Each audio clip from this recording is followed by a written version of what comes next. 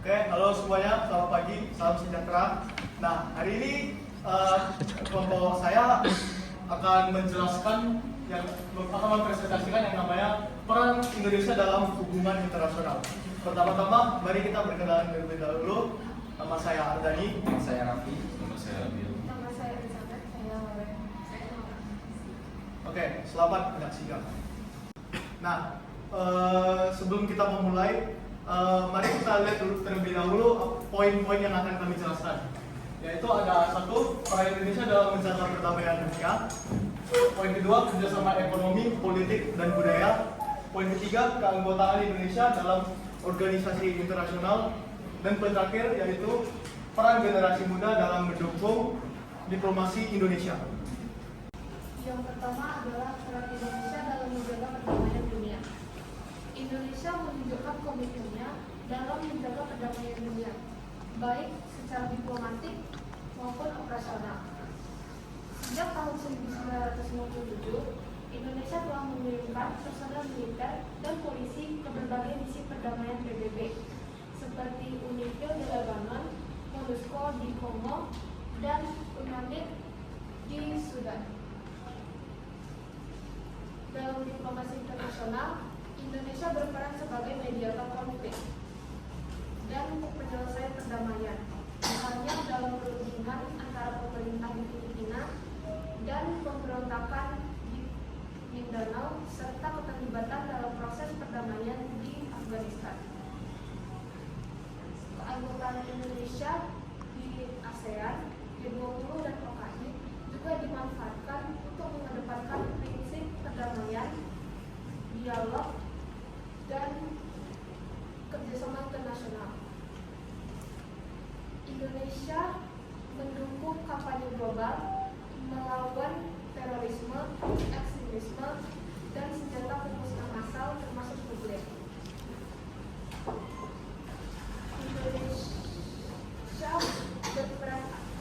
Indonesia aktif dalam perumusan kebijakan internasional guna untuk mencegah kekerasan bersenjata dan konflik besar. Semua upaya ini berlandaskan pada pembukaan Undang-Undang Dasar tahun 1945 alinea keempat yang menegaskan peran Indonesia dalam menciptakan ketertiban dunia berdasarkan kemerdekaan, perdamaian abadi, dan keadilan sosial. Selain itu, Undang-Undang Nomor 24 Tahun 2004 yang memberi dasar hukum bagi TNI untuk ikut serta dalam misi perdamaian PBB.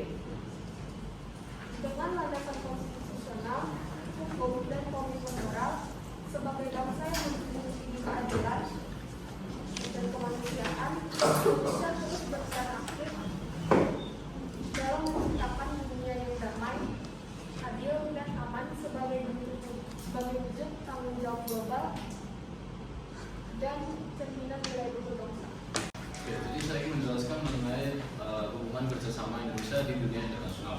Jadi pertama-tama, Indonesia merupakan anggota ASEAN yang memiliki perekonomian terbesar di antara seluruh negara-negara ASEAN lainnya. Selain itu, Indonesia juga merupakan satu-satunya anggota ASEAN yang merupakan bagian dari G20, merupakan sebuah organisasi dunia.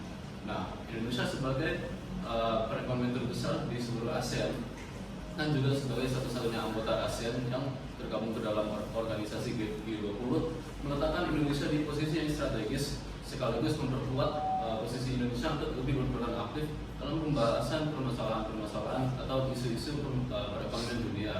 Contohnya seperti pemulihan perekonomian pasca pandemi, perubahan iklim, dan juga mengatasi permasalahan-permasalahan perekonomiannya yang disebabkan oleh hal-hal lain.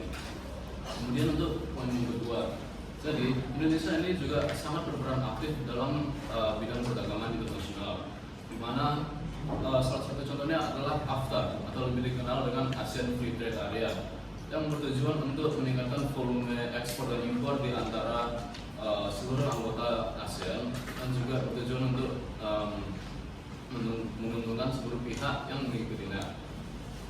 Nah, hal ini menunjukkan bahwa Indonesia ini sangat menjunjung tinggi atau sangat ingin memperluas hubungan kerjasamanya baik secara bilateral ataupun multilateral dengan negara-negara lain. Di luar ASEAN, Indonesia juga menjalin hubungan kerjasama yang cukup bagus di dalam bidang perdagangan dengan negara-negara besar di Asia seperti Tiongkok atau Jepang. Dan juga Indonesia juga memiliki hubungan perdagangan yang lumayan baik dengan Uni Eropa juga.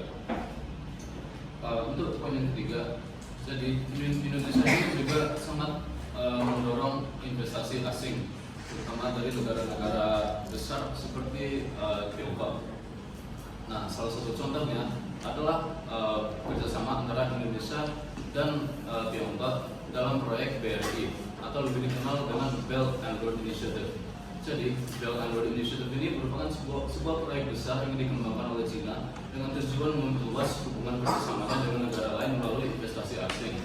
Salah satu contoh nyata dari hubungan kerjasama antara Tiongkok dan China dan antara Tiongkok dan Indonesia dalam BRI atau Belt and Road Initiative adalah kereta cepat Jakarta-Bandung, di mana teknologi digunakan untuk kereta cepat Jakarta-Bandung di-develop sama China, namun diterapkan di tanah Indonesia. Jadi Indonesia ini tidak hanya sebagai peserta dalam perekonomian dalam pembahasan permasalahan perekonomian dunia ya, tapi Indonesia ini memainkan peran yang penting dan memiliki posisi yang strategis dalam mengatasi permasalahan ekonomi untuk masa depan lebih baik. Nah, kemudian saya akan menjelaskan yang namanya kerjasama yang ada kerjasama Indonesia dalam hubungan internasional dalam bidang politik.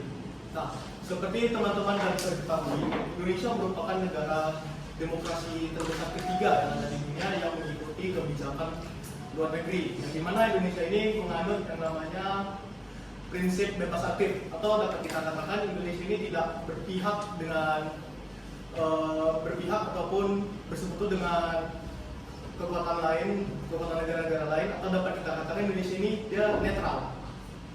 Nah, namun Indonesia juga tetap bergerak dalam bidang dalam menjaga perdamaian dunia. Sebagai salah satu negara pendiri ASEAN, Indonesia juga berperan aktif dan berperan penting dalam kawasan-kawasan dan wilayah-wilayah yang ada di Asia Tenggara. Termasuk juga Indonesia ini pernah membantu konflik atau masalah yang politik yang terjadi di Myanmar dan juga membantu ketegangan yang ada di Laut Cina Selatan. Nah, selain itu, Indonesia juga bergerak di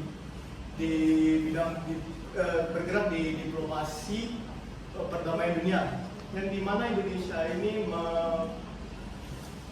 mengirimkan pasukan-pasukan perdamaian PBB dan menjadi mediator dalam konflik yang ada di Filipina Selatan.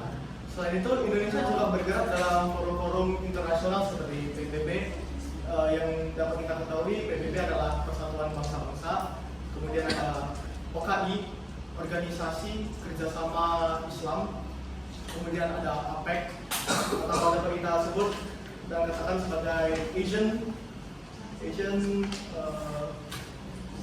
Pacific Economics Cooperation, dan pergerakan non-blok, yang dimana Indonesia ini juga rajin dalam menyuarakan kepentingan yang ada di negara-negara berkembang, dan juga Indonesia ini rajin juga dalam menyuarakan dan membantu memberikan dukungan dengan rakyat-rakyat yang ada di Palestina yang sedang berperang sekarang. Dan juga yang terakhir, Indonesia juga membantu menyuarakan pergerakan keadilan yang ada di global. Selanjutnya saya akan membahas tentang keanggotaan Indonesia dalam organisasi internasional. Yaitu Indonesia adalah negara yang merupakan jadi anggota aktif dalam organisasi-organisasi baik secara regional maupun internasional. Indonesia telah bergabung dengan organisasi ASEAN, PBB, OKI, DNB, G2O, lalu juga ada APEC dan juga ada WTO. Dengan Indonesia mengikuti organisasi-organisasi ini, tidak hanya memperjuangkan ekonomi saja, tetapi juga terhadap pembangunan, perdamaian, dan juga stabilitas global secara internasional. Lalu kalau dalam organisasi ASEAN, Indonesia ini memiliki peran yang sangat penting dan signifikan yang sangat besar, yang dimana Indonesia ini juga merupakan salah satu pendiri dari organisasi ASEAN. Indonesia sudah beberapa kali menjadi ketua dari organisasi tersebut, termasuk pada tahun 2023. Pada masa kepemimpinannya, Indonesia telah mendorong penguatan kerjasama ekonomi dan juga stabilitas politik. Contohnya adalah konflik yang ada di Myanmar. Indonesia berhasil memiliki peran dalam mengupayakan penyelesaian konflik yang ada di Myanmar. Dengan itu, Indonesia pun juga memiliki peran penting untuk mendorong pembentukan ASEAN yang inklusif, berdaya saing dan berorientasi pada rakyat. Kemudian dalam tingkat internasional, Indonesia telah mengikuti organisasi PBB, yang dimana Indonesia pernah menjadi anggota tidak tetap Dewan Keamanan PBB pada periode 2019 dan 2020. Di situ Indonesia lebih memfokuskan pada isu-isu strategis terhadap keamanan dan pendamaian, dan juga perlindungan pada masyarakat sipil di zona konflik. Indonesia pada saat itu juga memberikan dukungan penuh untuk Palestina untuk merdeka. Lalu selanjutnya ada OKI, yaitu Organisasi Kerjasama Islam. Di situ Indonesia juga memfokuskan isu-isu umat beragama Islam di tingkat global dan juga mementingkan toleransi dan memberikan dukungan kepada Palestina untuk merdeka. Untuk GNB, yaitu Gerakan Non-Blok, itu Indonesia lebih memfokuskan untuk menghubungkan hubungan solidaritas antara negara-negara berkembang dan juga menolak blok-blok yang terlalu mendominasi. Maka dapat disimpulkan bahwa Indonesia ini tidak hanya ingin memperluas jaringan kerjasama internasional, tetapi Indonesia juga ingin mewujudkan tata wujud negara yang adil, damai, dan berkelanjutan. Oke, selanjutnya adalah peran generasi muda dalam mendukung diplomasi Indonesia. Yang pertama adalah diplomasi digital via media sosial dan teknologi. Generasi muda sangatlah erat dengan media sosial dan teknologi. Ada beberapa aplikasi, yaitu Instagram, YouTube, TikTok, Facebook, dan lain-lainnya. Mereka dapat membawa nilai-nilai keberagaman dan kebudayaan Indonesia ke negara lain. Mereka dapat membuat video atau konten seperti makanan tradisional, tarian daerah, dan sejarah Indonesia.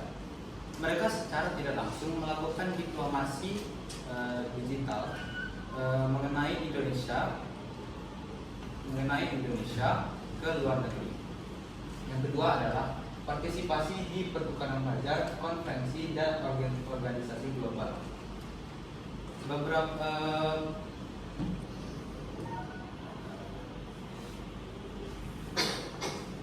Pemuda Indonesia banyak mengikuti program-program seperti pertukaran pelajar, beasiswa luar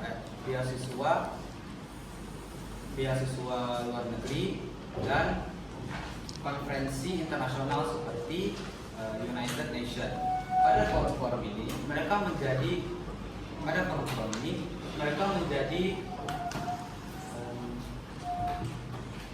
perwakilan Indonesia untuk menyuarakan pendapat mereka dan membangun jaringan internasional, dan juga membicarakan tentang masalah-masalah global seperti kesetaraan gender, wabah, dan lain-lainnya.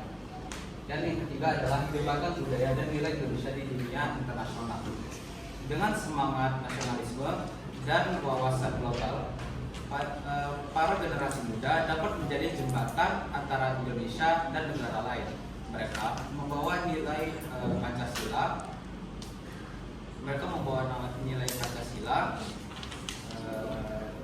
dan kebudayaan Indonesia ke internasional, maupun melalui organisasi seperti Asian Youth Organization ataupun secara kelompok internasional.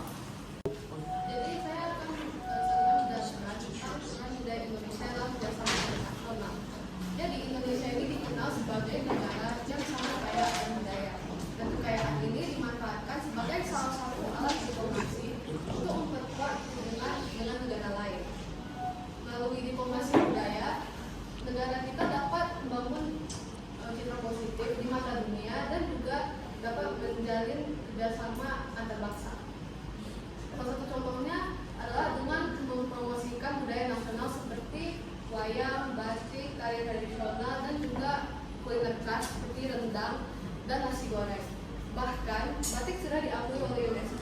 sebagai salah satu warisan budaya dunia tak benda yang menunjukkan bahwa menunjukkan kepentingan budaya Indonesia di tingkat global. Selain itu, Indonesia juga sangat berperan aktif dalam mengikuti program pertukaran pelajar dan seni. Contohnya seperti program beasiswa dan mahasiswa yang memberikan kesempatan bagi mahasiswa asing untuk mempelajari bahasa dan juga budaya Indonesia secara langsung.